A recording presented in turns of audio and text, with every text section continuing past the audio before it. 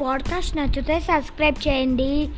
Hello పిల్లలు, ఈరోజు నేను చెప్పబోయే కథ ఏంటంటే జింక మా గురువు. ఓహో అలాగా. ఒక అడవిలో ఒక జింక ఉండేది. జింక అంటే తెలుసు కదా రేయాంష్? జింక అంటే తెలుసు. ఏంటది? అదొక టైప్ ఆఫ్ యానిమల్. ఇంగ్లీష్లో ఏమంటారు దాన్ని? ఇంగ్లీష్లోనా?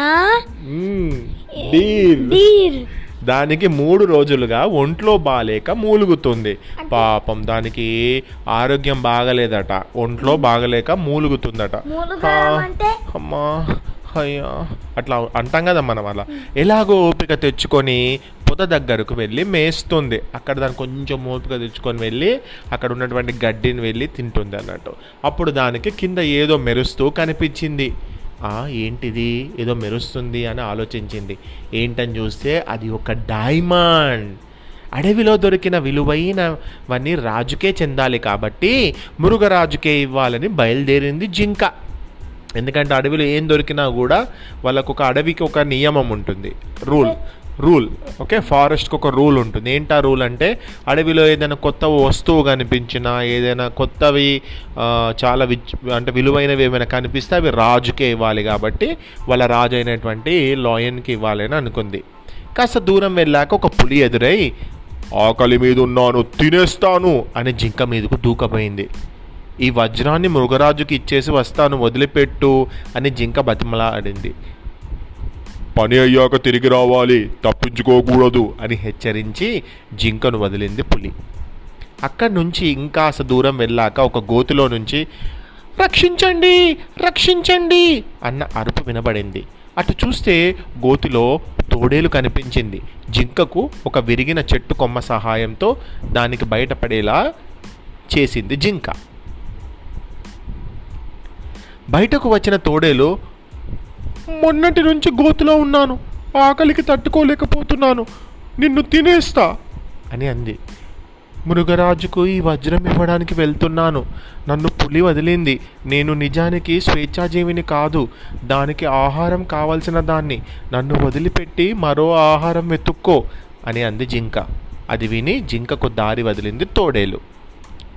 మృగరాజును కలిసి నమస్కరించి, ఇది నాకు గడ్డి మేస్తుంటే దొరికింది, అడవిలో ఏది దొరికినా మీకే ఇవ్వాలని తెలిసి తీసుకువచ్చా అంటూ వజ్రాన్ని ఇచ్చింది జింక. అప్పటికే సరైన తిండి లేక నీరసంగా ఉన్న జింక అక్కడే సొమ్మసిల్లి కింద పడిపోయింది. మృగరాజు దగ్గరే ఉన్న ఆస్థాన వైద్యుడు కోతి ఆ జింకను పరీక్షించి, జ్వరం వల్ల తిండి లేక నీరసంతో ఉంది, ముందుగా కొన్ని ఔషధాలు ఇచ్చి దీనికి స్పృహ తెప్పిస్తాను, తర్వాత ఆహారం అందించాలి అని చెప్పింది. మృగరాజు సరే అంది. కోతి చేసిన వైద్యం వల్ల కాసేపటికి జింక ఓపిక తెచ్చుకొని లేచింది. ముఖ్యమైన పని ఉంది, వెళ్ళడానికి అనుమతి ఇవ్వండి మృగరాజా అనేసి అక్కడి నుంచి బయలుదేరింది. నేరుగా పులి దగ్గరకు వెళ్ళింది జింక. ఎదురుగా నిలబడిన జింకను చూసి ఆశ్చర్యపోయింది పులి. తిరిగి వస్తావని అనుకోలేదు, మాట నిలబెట్టుకున్న నిన్ను చంపితే వనదేవతకు కోపం వస్తుంది, వెళ్ళిపో అని పంపేసింది పులి. జింక వెళ్ళిపోతుంటే తోడేలు ఎదురై, ఏయ్, పులికి ఆహారం అవుతానని అబద్ధం ఎందుకు చెప్పావు అని నిలదీసింది. జరిగిందంతా జింక చెబితే కానీ తోడేలు నమ్మలేదు. క్రూరమైన పులే వదిలేసినప్పుడు నన్ను కాపాడిన నిన్నెలా చంపుతాను, వెళ్ళిపో అంది తోడేలు. జింకను అనుసరిస్తూ వెళ్ళి జరిగేది తెలుసుకొని రమ్మని మృగరాజు పంపిన చిలుక జరిగిందంతా సింహానికి చెప్పింది.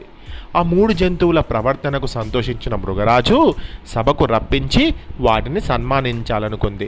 అవి వచ్చాక, ఈ 3 ఏది గొప్పది అని అడిగింది మృగరాజు. నోటి దగ్గర ఆహారాన్ని వదిలేసిన పులి గొప్పది అంది ఎలుగుబంటి. కాదు, అవకాశం ఉన్నా తినకుండా వదిలేసిన తోడేలు గొప్పది అంది నక్క. ఆరోగ్యం సరిగా లేకపోయినా ఆహారం లేక నీరసించిన స్థితిలో ఉన్న వజ్రాన్ని రాజుకు ఇవ్వడానికి వెళ్ళి ధర్మాన్ని, గోతిలో పడిన తోడేలును కాపాడి సహాయ గుణాన్ని, ఇచ్చిన మాట కోసం పులి దగ్గరకు వెళ్ళి సత్యాన్ని చాటిన సుగనశీలి జింక. ముమ్మాటికి జింకే గొప్పది అంది ఏనుగు. నిజమే, జింకకు కేవలం సన్మానం చేస్తే సరిపోదు. అడవిలోని జంతువుల పిల్లలకు సరైన గురువు కోసం చాలా కాలంగా వెతుకుతున్నాం. జంతువుల పిల్లలకు చక్కటి బుద్ధులు నేర్పే గురువుగా జింకను నియమిస్తున్నాను అంది మృగరాజు. మంచి నిర్ణయం, మంచి నిర్ణయం, చాలా మంచి నిర్ణయం, మృగరాజుకు జై, జింకకు జై అని అన్ని జంతువులు మద్దతు ప్రకటించాయి. నీకు ఈ ఉత్తమ లక్షణాలు ఎలా వచ్చాయి చెప్పు జింక అని అడిగిన మృగరాజుతో, కొన్నాళ్ళు ఒక ముని ఆశ్రమంలో గడిపాను. ఆయన శిష్యులకు చెప్పిన నీతులు గుర్తుపెట్టుకొని పాటిస్తున్నాను. ఇందులో నా గొప్పతనం ఏమీ లేదు మహారాజా అంది జింక. మరోసారి జంతువులన్నీ, జింక నువ్వు మా పిల్లలకు గురువుగా ఉండాలి, జింక ఉండాలి, జింక గురువుగా ఉన్నందుకు చాలా ధన్యవాదాలు, మృగరాజాకు జై అనుకుంటా అందరూ కూడా జై జైలు చెప్పారు. జింకతో పాటు వచ్చిన పులి తోడేళ్లను సన్మానించి పంపింది మృగరాజు. కొన్నాళ్ళయ్యేసరికి అడవిలో జంతువుల పిల్లలన్నీ చక్కని బుద్ధులను జింక ద్వారా నేర్చుకున్నాయి.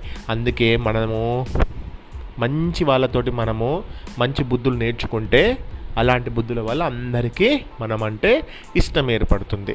ఇక్కడ జింక మునులు దగ్గర నేర్చుకుంది. వాళ్ళ దగ్గర చాలా నాలెడ్జ్ ఉంటుంది కదా, గుడ్ టీచర్స్ దగ్గర గుడ్ విజ్డమ్ నాలెడ్జ్ వచ్చింది. ఆ నాలెడ్జ్ తీసుకొని వాటిని అప్లై చేసింది. తనకు దొరికినటువంటి విలువైన దాన్ని తన దగ్గరే పెట్టుకోకుండా ఎవరికి ఇవ్వాలనుకుంది, సింహానికి ఇవ్వాలనుకుంది. తర్వాత సహాయం చేసింది కదా తోడేలికి. సహాయం చేసిన అది చంపుతా అన్నా కూడా భయపడకుండా పులికి నేను మాట ఇచ్చాను, పులియే నన్ను తినాలి అని చెప్పింది. అంటే ఇచ్చిన మాట నిలబెట్టుకున్నది, సహాయం చేసింది, ధర్మాన్ని కూడా కాపాడింది. సో ఇది కథ పిల్లలు.